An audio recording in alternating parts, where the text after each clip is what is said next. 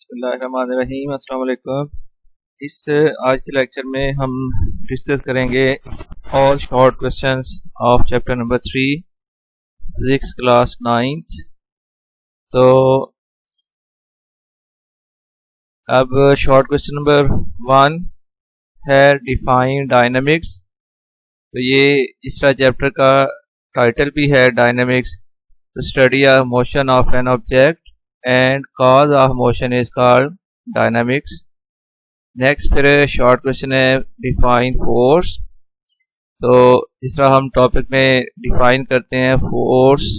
अ force moves और tends to move, stops और tends to stop the motion of body. Force can also change the direction of motion of a body. फिर next short question है define inertia।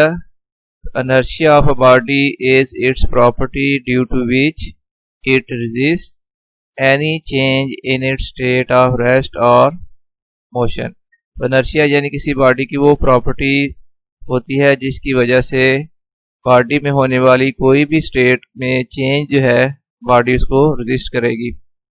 ये एक और important short question है define momentum and write down its SI unit. तो momentum है quantity of motion of a body is called momentum. It is equals to product of mass and velocity. If a body of mass m is moving with velocity v, its momentum p is, तो momentum p equals हो जाएगा m multiplied by v। अब सबसे पहले बात ये है कि ये क्वांटिटी ऑफ मोशन है जो कि बॉडी के अंदर मौजूद है due to its mass and velocity, और न्यूमेरिकली ये इक्वल होती है product of mass and velocity of the body. तो फिर इसका यूनिट होगा momentum as a vector quantity. Vector quantity इसलिए है कि देखो p इक्वल्स टू एम भी, m तो स्केलर क्वांटिटी है लेकिन वेलोसिटी एक वेक्टर क्वांटिटी है। So therefore momentum is also a vector quantity. हाँ, तो इसका ऐसा यूनिट होगा किलोग्राम मीटर पर सेकेंड और न्यूटन सेकेंड। ये दो यूनिट हैं, क्योंकि मास का यूनिट होता है किलोग्राम और वेलोसिटी का यूनिट है मीटर पर सेकेंड। तो फिर मोमेंटम का यूनिट बन जाएगा किलोग्राम मीटर पर सेकेंड, या इस मोमेंटम का सेकेंड यूनिट होता है न्यूटन सेकेंड। इसके बाद है state Newton's first law of motion. इसकी स्टेटमेंट है a body continues in state of rest or of uniform motion in a straight line provided no net force acts on it.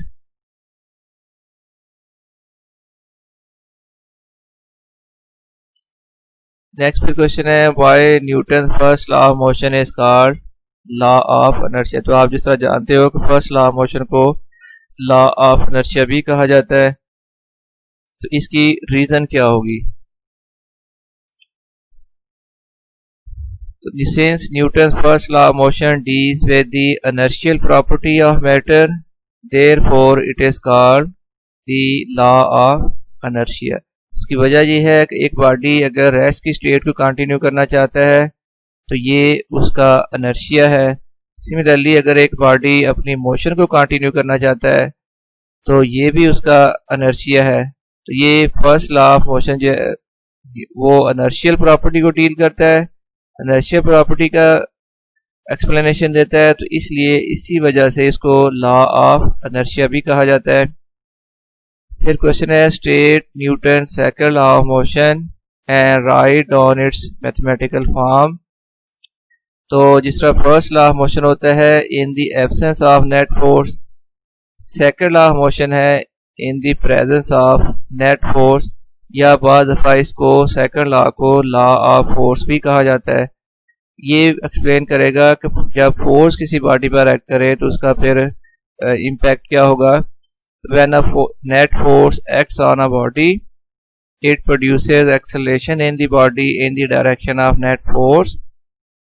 The magnitude of this acceleration is directly proportional to net force and is inversely proportional to mass of the body. और इसको mathematically लिखने के लिए if a force F acts on a body of mass m and produces acceleration a, then अब जिस तरह statement में बताया था कि acceleration is directly proportional to force, और दूसरा रिलेशन ये था कि acceleration is inversely proportional to mass of the body. इन दोनों प्रोपोर्शनैलिटीज को अगर कंबाइन कर लें तो एक्सेलरेशन प्रोपोर्शनल आ जाएगा F ओवर m, या लिख लें F प्रोपोर्शनल आ जाएगा ma। फिर इक्वेशन में कन्वर्ट करने के लिए F इक्वल आ गया K ma, तो K is the proportionality constant, और इंटरनेशनल सिस्टम ऑफ यूनिट्स में K की वैल्यू होती है 1। अगर यह 1 पुट करें तो F इक्वल आ जाएगा ma, that is the mathematical form of second law of motion.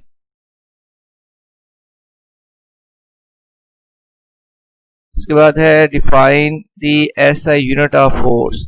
Newton second law of motion से हम SI यूनिट ऑफ फोर्स को डिफाइन कर सकते हैं। तो सबसे पहले तो SI unit of force is Newton. अब डिफाइन करेंगे कि 1 न्यूटन कितनी फोर्स होती है। सो 1 Newton is the force that produces an acceleration of 1 metre पर second square in a body of mass 1 kilogram. F equal ma होता है।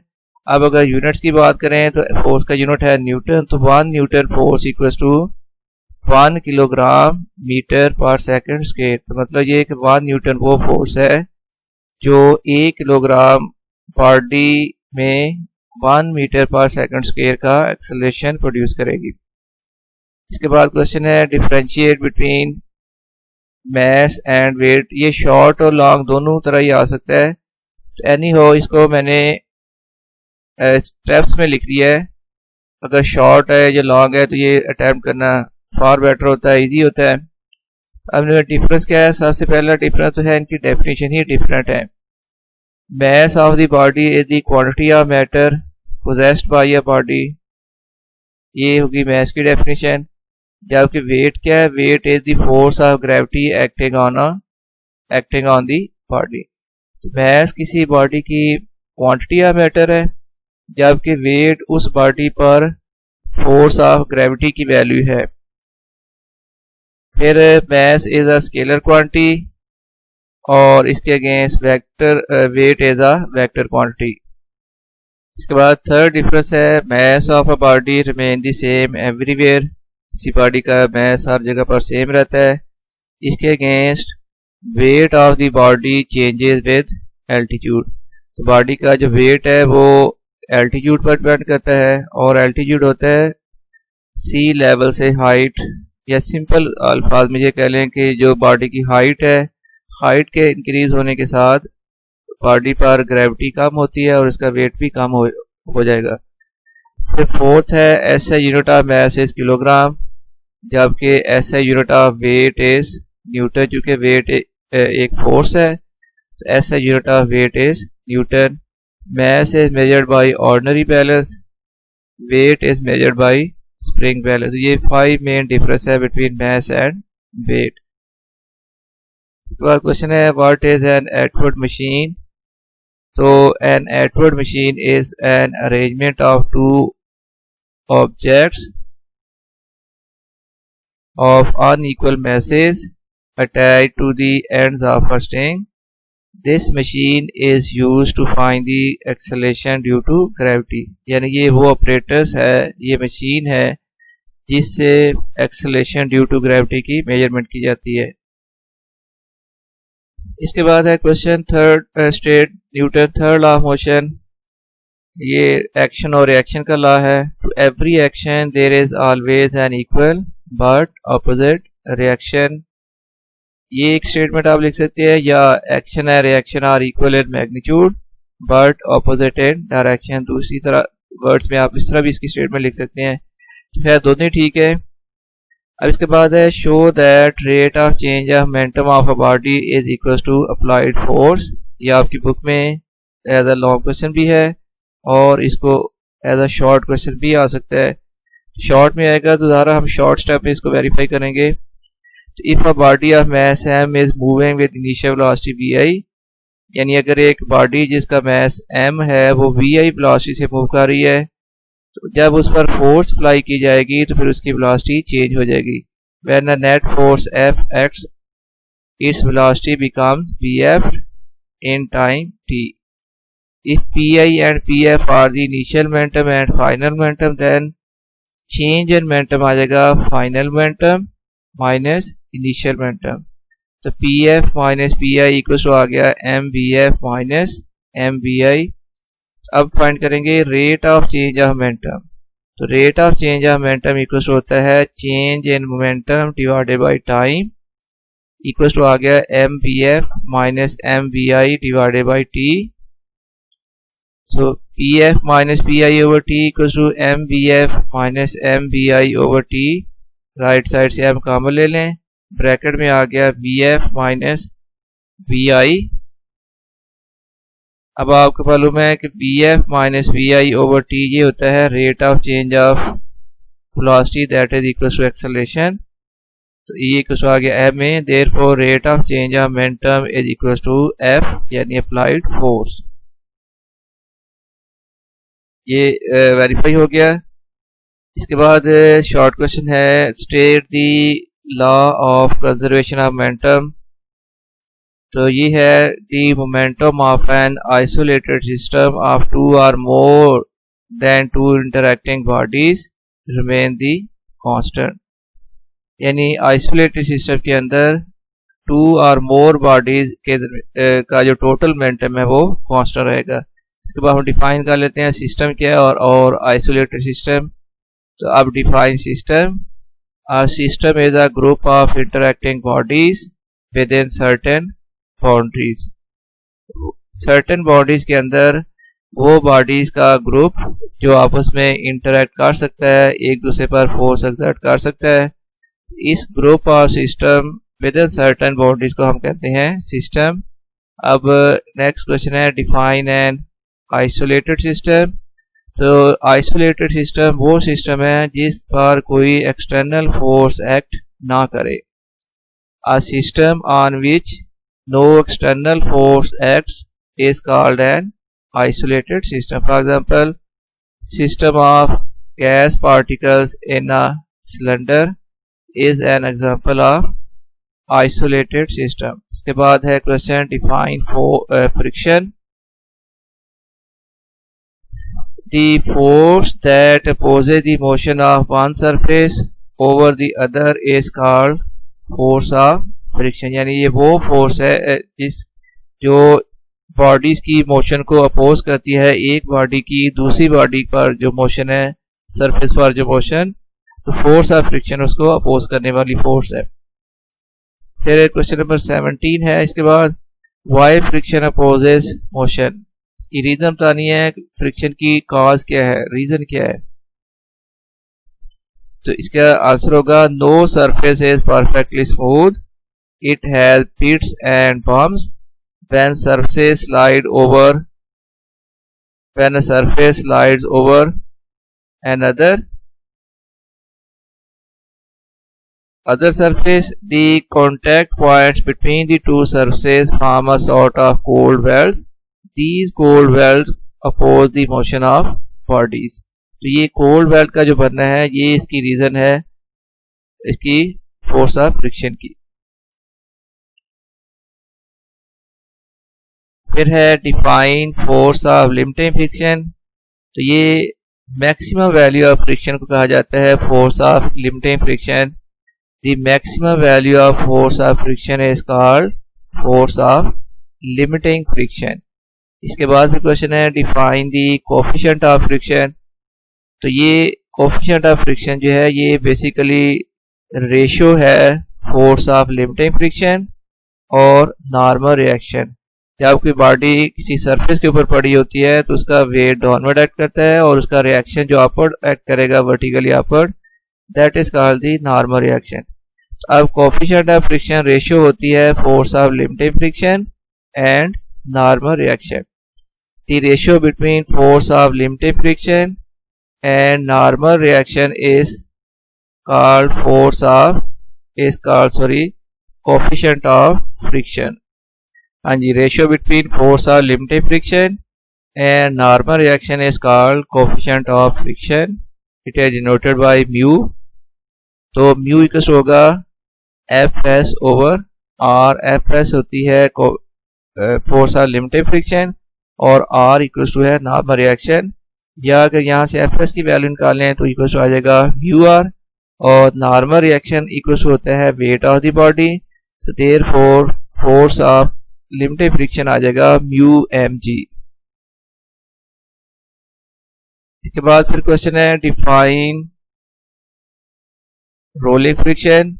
तो जब एक बॉडी रोल करते हुए मूव करेगी तो अब वो फोर्स जो रोलिंग मोशन को अपोज करेगी that is called the rolling friction. The force that opposes the motion of a rolling body on a surface is known as rolling friction, और इसको कहते हैं rolling resistance. For example, a basketball rolled on the court will eventually come to rest because of rolling friction. एक ball को court में या ground के ऊपर अगर रोल किया जाए, मूव किया जाए, तो कुछ टाइम के बाद वो रुक जाएगी. इसके रुकने की रीजन भी होती है रोलिंग फ्रिक्शन. फिर है why rolling friction is less than sliding friction. ये भी इंपॉर्टेंट क्वेश्चन है. हमने रीजन बतानी है कि रोलिंग फ्रिक्शन की वैल्यू स्लाइडिंग फ्रिक्शन से लेस क्यों है. उसकी रीजन हम लिख देते हैं. दो रीजन है बेसिकली इसकी. Rolling friction is less than sliding friction due to following reasons. Number 1 है कि force of friction depends on the area of contact between two surfaces. Force of friction की वैल्यू दो सरफेसेस के दरमियान area of contact, यानी वो area जो एक दूसरे के सरफेस का दूसरे के साथ इन कांटेक्ट होता है, टच हो रहा होता है. As the area of contact is less in case of rolling than it in case of sliding. तो स्लाइडिंग के मुकाबले में रोलिंग के केस में एरिया ऑफ कांटेक्ट कम हो जाता है. So rolling friction is less than the sliding friction.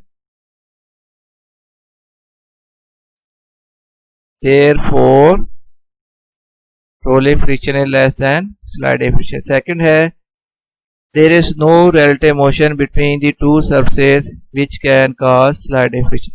अब जब बॉडी रोल करते हुए जाती है तो दो सरफेसेस जो इन टच होती हैं, इन कांटेक्ट होती है, उनके दरमियान कोई रिलेटिव मोशन नहीं होती, जिस वजह से इनके दरमियान जो फ्रिक्शन की वैल्यू है वो कम हो जाती है.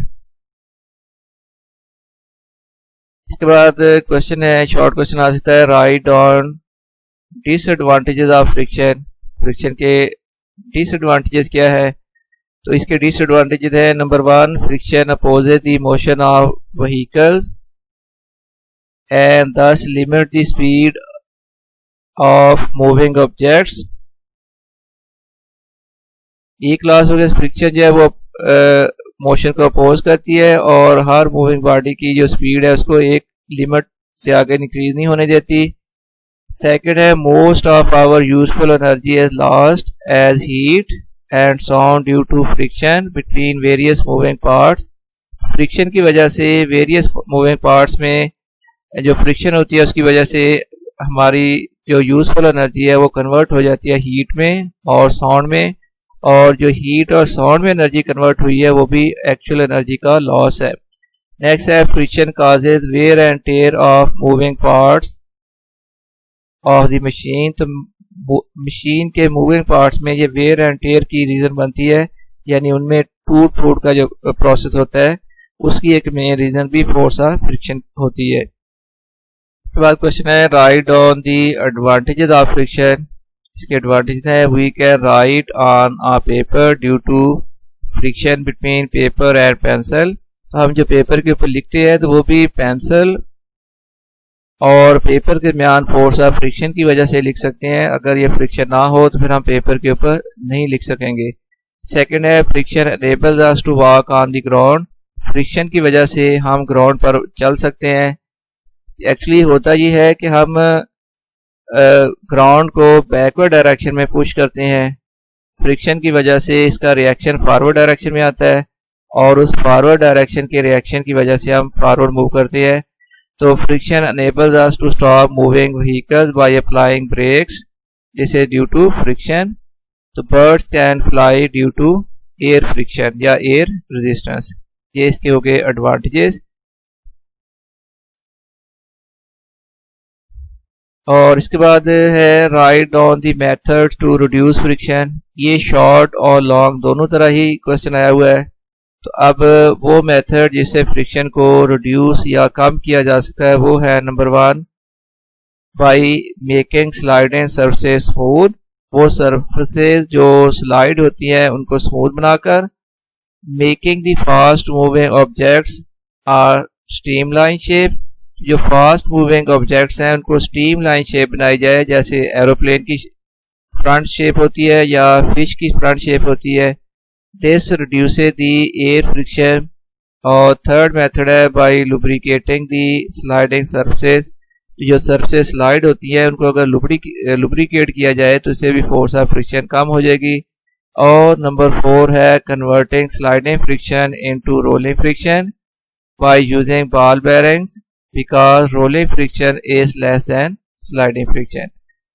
अगर स्लाइडिंग फ्रिक्शन को रोलिंग फ्रिक्शन में कन्वर्ट कर लिया जाए तो उस फ्रिक्शन की वैल्यू रिड्यूस हो जाएगी। इसके बाद है डिफाइन सर्कुलर मोशन। तो the motion of an object in a circular path is called circular motion. For example motion of earth around the sun. Second है motion of moon around the earth. और इसके बाद है define centripetal force and write down its formula. Centripetal force basically वो force है जो किसी body को सर्कल में मूव करती है और इसकी डायरेक्शन हमेशा सर्कल के सेंटर की तरफ होती है। तो by definition the force that keeps the body to move in circular motion is called centripetal force. और इसका फार्मूला होगा if a body of mass m is moving with velocity v in a circle of radius r, so its centripetal force will be Fc equals to mv square over r। Next है फिर define centrifugal force. तो centrifugal force actually होती है reaction of centripetal force. तो centripetal force जिसकी direction circle के centre की तरफ होती है, इस फोर्स का रिएक्शन फोर्स जो कि मैग्नीट्यूड में सेंट्रीपिटल फोर्स के इक्वल होती है लेकिन इसकी डायरेक्शन सेंटर से अवे होती है, इस रिएक्शन फोर्स को कहते हैं सेंट्रीफ्यूगल फोर्स। तो the reaction of centripetal force is called centrifugal force. इसके बाद क्वेश्चन है when a gun is fired it recoils why. जब गन को फायर किया जाता है तो ये बैकवर्ड डायरेक्शन में रिकॉइल होती है, उसकी रीजन बतानी है। एक्चुअली होता ये है कि जब बुलेट को फायर किया जाए तो बुलेट फॉरवर्ड मूव करती है, ये एक्शन है, और इसका रिएक्शन ऑपोजिट होना था बैकवर्ड डायरेक्शन में। उस रिएक्शन की वजह से गन जो है वो रिकॉइल होती है। तो when a gun is fired bullet moves in forward direction which is due to action force and as a reaction the gun recoils in the backward direction. तो ये रिएक्शन है जिसकी वजह से गन जो है वो बैकवर्ड डायरेक्शन में रिकॉइल हो जाती है। Question number what is banking of roads. Banking of road होती है कि कुछ रोड्स पर जब टर्न आता है तो उस टर्न पर रोड की बाहर वाली जो साइड है उसको उसका लेवल जो वो हाई किया जाता है age compare to inner age. उसकी वजह बतानी है क्यों ऐसा होता है।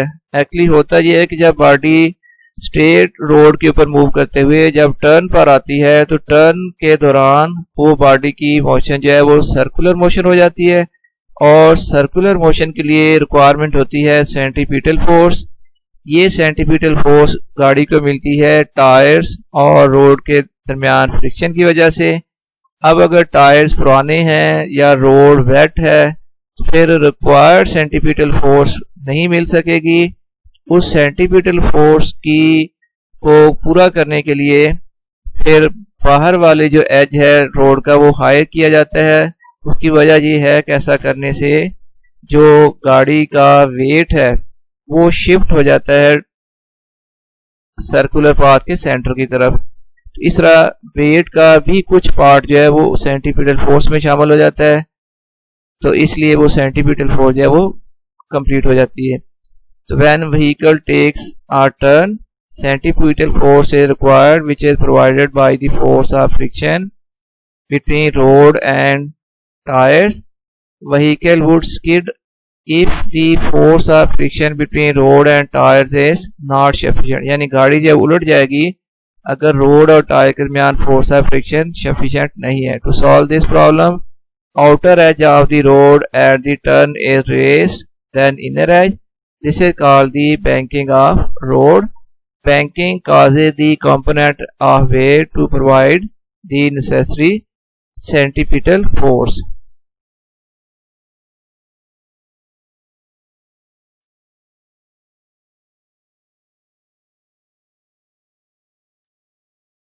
Next question है, what is difference between action and reaction? Action and reaction basically दो forces ही हैं।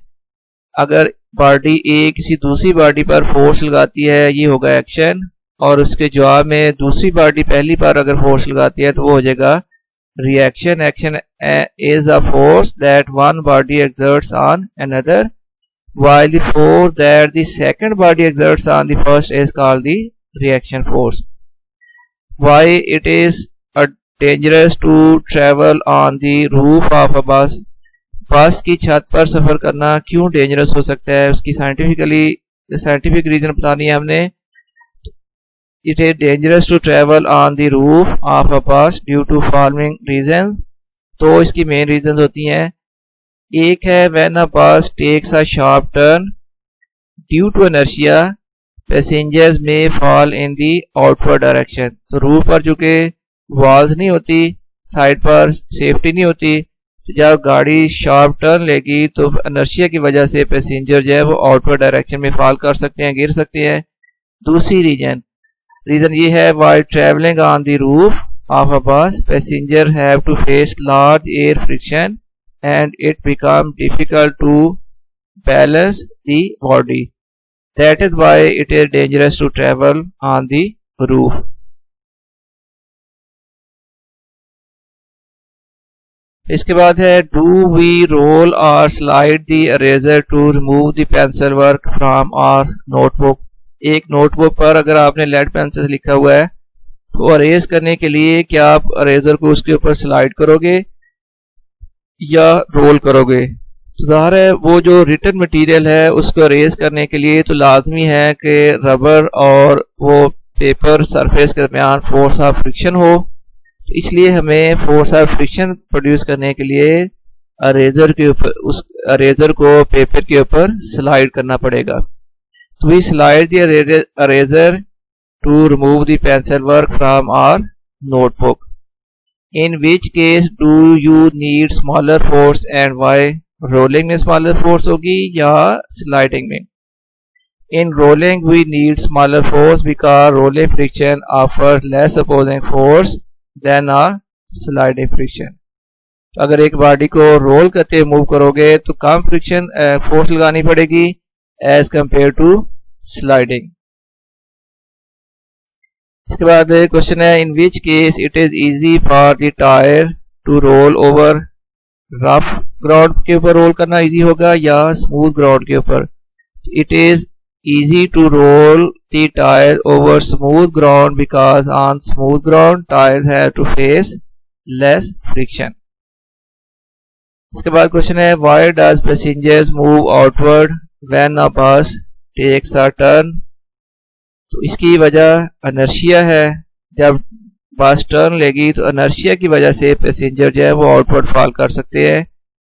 when a bus takes a turn it moves in circular path. Passengers in the bus does not get the required centripetal force and hence move outward due to inertia. इसके बाद question है, how can you relate force with the change in momentum of body. तो force और change in momentum का आपस में जो relation होता है वो होता है कि अप्लाइड फोर्स इक्वल टू होती है rate of change of momentum of a body. ये Newton second law of motion की स्टेटमेंट भी है और ये एक टॉपिक है हमारी सिलेबस में, फोर्स एंड मोमेंटम, तो ये उसका कंक्लूजन भी है।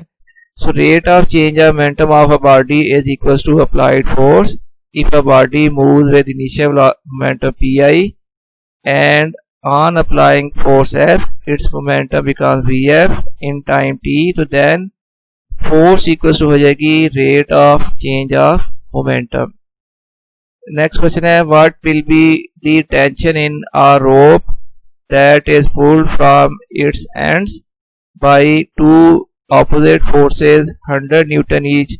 अगर 100 न्यूटन की फोर्स से रोप को पुल किया जाता है तो रोप के अंदर जो फोर्स की वैल्यू है वो भी 100 न्यूटन ही होगी। तो tension in the string will be equal to 100 newton. Action and reaction are always equal and opposite, then how does a body moves. ये बात ठीक है कि एक्शन और रिएक्शन वैल्यू में इक्वल होते हैं, लेकिन उसके बावजूद बॉडी क्यों मूव करती है। जब एक्शन और रिएक्शन इक्वल होते हैं तो बॉडी पर नेट फोर्स 0 है, तो वो बॉडी यूनिफॉर्म स्पीड से मूव कर सकती है। उसमें एक्सेलरेशन नहीं होगा लेकिन यूनिफॉर्म स्पीड से तब भी बॉडी मूव कर सकती है। तो नेट फोर्स की रिक्वायरमेंट तब होती है जब आपने बॉडी में कोई एक्सेलरेशन प्रोड्यूस करना है, अदरवाइज यूनिफॉर्म स्पीड से बॉडी को मूव करने के लिए नेट फोर्स की वैल्यू रिक्वायर्ड नहीं होती। Action and reaction are equal and opposite and their resultant force is 0. In this case, body can move with uniform speed. A horse pushes a cart. If action and reaction are equal and opposite, then how does cart move? ये भी वही बात है, although action and reaction are equal and opposite and their net force is 0, yet cart can move with uniform speed which requires 0 net force।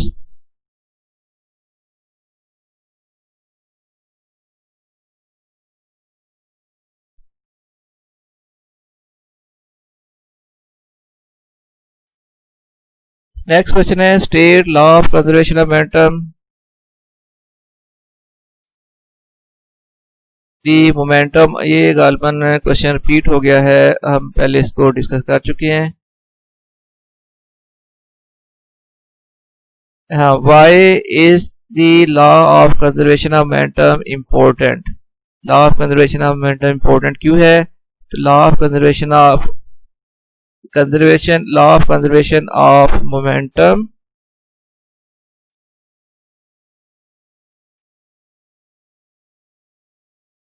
is important because it has applications when number 1, कहाँ इसकी application है, bullet is fired from gun.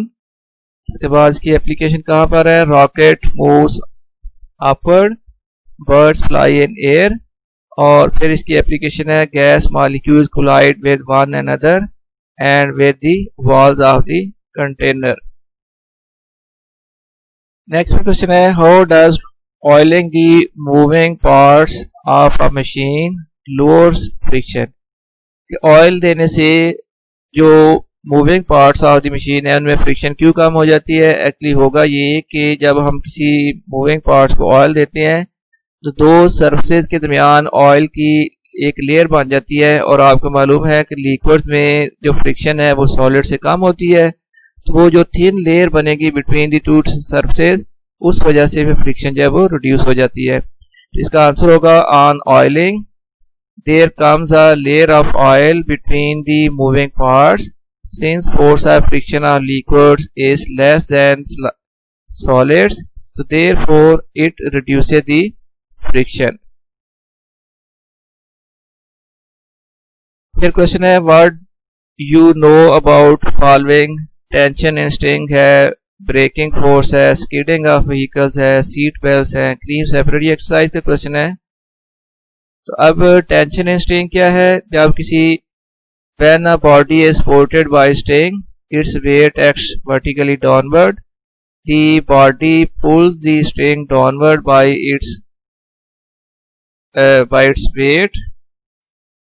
The weight is balanced by vertically upward force in the string, which is called the tension in the string. फिर है breaking force. क्या होती है? गाड़ी को रोकने के लिए जो फोर्स अप्लाई की जाती है. Moving body can be stopped by applying a force which opposes the motion. This force is called braking force. Skidding of vehicle. ये गाड़ी जब कहीं टर्न शार्प टर्न लेती है तो वो उलट जाती है, उसका चांस होता है, तो इसको कहते हैं skidding of vehicle. To stop a moving vehicle quickly large force of friction is required which is provided due to force of friction, which is provided due to force of friction between road and tires.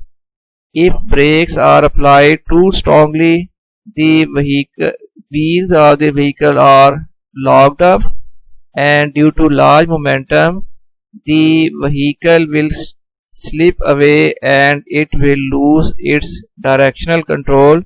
This is called the skidding. और फिर seat belt क्या होती है? तो these are the belts which are used by the passengers when a fast moving vehicle is stopped quickly. Due to inertia, passengers fall in forward direction. These belts save the passengers to fall ahead. ये इसका function होता है जब sudden breaks लगाई जाती हैं, inertia की वजह से हम जो फॉरवर्ड गिरेंगे तो ये बेल्ट्स उसे हमें रोकते हैं, बचाते हैं. क्रीम सेपरेटर क्या है? This is an instrument which is used to separate cream from milk. It works on the principle of centrifuge. When milk is rotated in cream separator, cream being lighter than milk is separated from the milk. इसके बाद question है, second last question है, what would happen if all friction suddenly disappears. अगर friction बिल्कुल ही zero हो जाए, खत्म हो जाए, तो फिर क्या इसका रिजल्ट होगा? If all friction suddenly disappear, then क्या होगा? जो हमें इसके एडवांटेजेस मिलते थे वो ना मिले तो क्या होगा? We will not be able to move on the earth's surface. The wheels of vehicles will rotate, but due to no friction, vehicles will not move. जैसे कि आइस के ऊपर बहुत दफा होता है कि गाड़ी के व्हील रोटेट करते रहते हैं लेकिन गाड़ी मूव नहीं करती. अगर फ्रिक्शन जीरो हो जाएगी तो गाड़ी के व्हील सिर्फ रोटेट करेंगे लेकिन गाड़ी फॉरवर्ड मूव करने के काबिल नहीं रहेगी. फिर है, moving bodies could not be stopped and one would have no control on moving bodies. अगर फ्रिक्शन जीरो हो जाए तो फिर मूविंग बॉडी को रोकना भी पॉसिबल नहीं होगा और उन पर फिर कोई कंट्रोल बाकी नहीं रहेगा. It will not possible to write on a paper. तो पेपर के ऊपर लिखना भी पॉसिबल नहीं रहेगा. फिर क्वेश्चन है, लास्ट क्वेश्चन है, why the spinner of washing machine is made to spin at a very high speed. When a spinner is rotated with high speed, the wet cloths move in circular path due to centripetal force.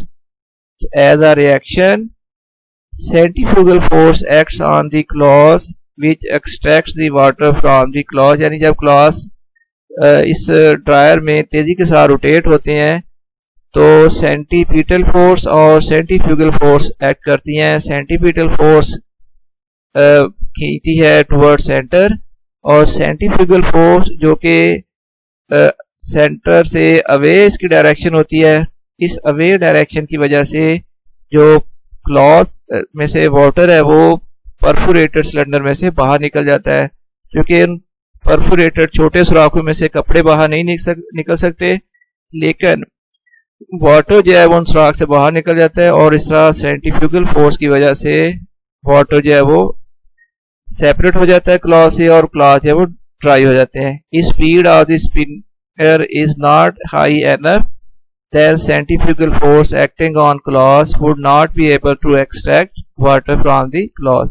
तो अगर इसको slow rotate किया जाएगा फिर centrifugal force इतनी strong नहीं होगी कि वो जो कपड़ों में से क्लॉथ्स में से वाटर को एक्सट्रैक्ट कर सके, बाहर निकाल सके। तो ये इसके साथ ही ये लेक्चर कंप्लीट हो गया। खुदा हाफिज़।